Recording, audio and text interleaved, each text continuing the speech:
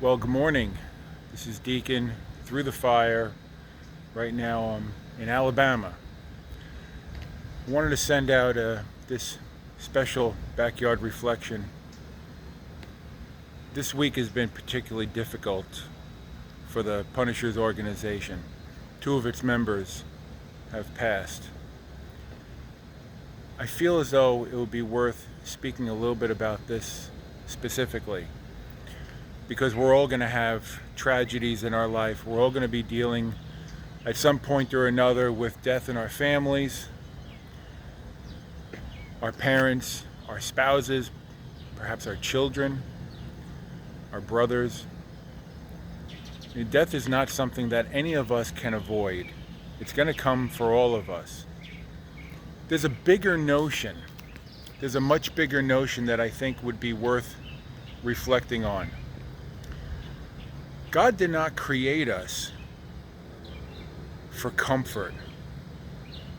The world sells us comfort. The world sells us a notion of living without any suffering, without any struggle. The world sells us this idea that suffering will never come as long as we keep this ridiculous morphine drip of pleasure, this pleasure seeking that the world is always throwing at us. The problem with that, if we buy into it, if we buy into the notion of I'm going to live my life one hedonistic pursuit after another, if that's how we live our life, if all I'm thinking about is I want to be happy again and again, we find ourselves really not much better off than someone who is struggling with an addiction to drugs, alcohol, sex, shopping, whatever it is. Because those who have gone through addiction would be the first ones to tell you it's never enough. There is never enough of whatever it is, whatever the vice is. There is never enough of it to bring you to that place of genuine satisfaction. There's always a need for more. So the truth is, we were not created for pleasure. We were created for suffering.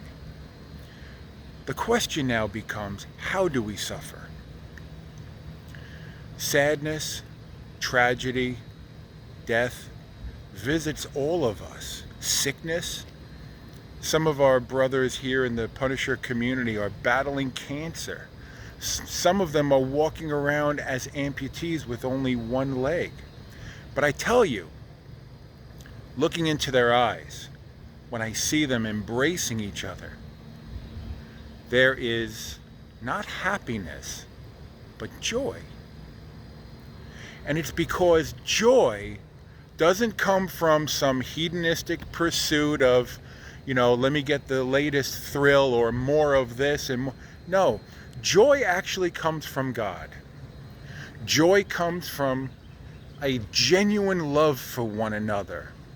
Joy comes from recognizing the value of having people in your life who truly, truly care about you and holding on to that.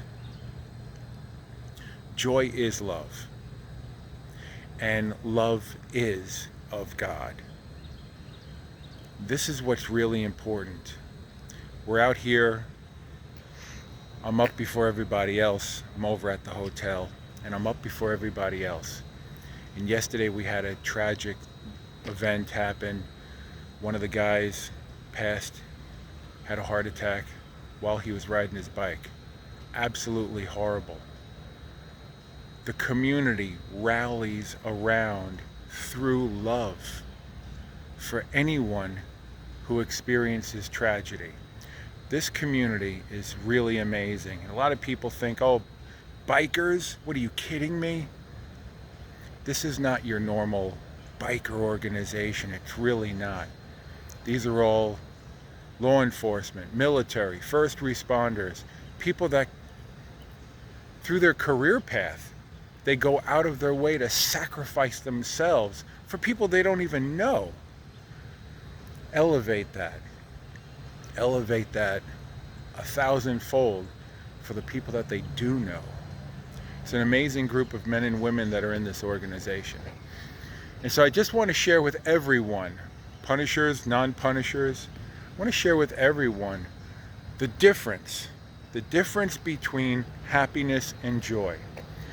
Because you can find occasional happiness, sure, absolutely. Talk to any of these guys when they go out on a long ride and the wind is blowing and they're looking at a beautiful landscape, there's happiness there. But joy is so much deeper, and joy will never come from this world. You can find happiness through joy, but joy does not come from this world. Joy comes from God. God created this world so we can find happiness in the world, but it's still coming from Him. And so, my brothers and sisters, we all go through the fire. Every one of us. The fire, the furnace, we all find ourselves in it. The question is, if we're pursuing only happiness, I want to be happy, then when happiness is taken away, what do you got? Nothing. But if we're pursuing joy, then when that happiness is taken away, we can still hold on to that truth. That love is real, the love of God is real, and the love of God manifested in people whom we know and love and care for us, and who we care for, who we can serve, that is real. And so this time, as we're celebrating the Blue Santa event and all of that, we're also grieving the loss this week of 2 different circumstances, but it's always tough. And so my closing thought would be this: tell the people who you love that you love them. Until next time, Memento Mori.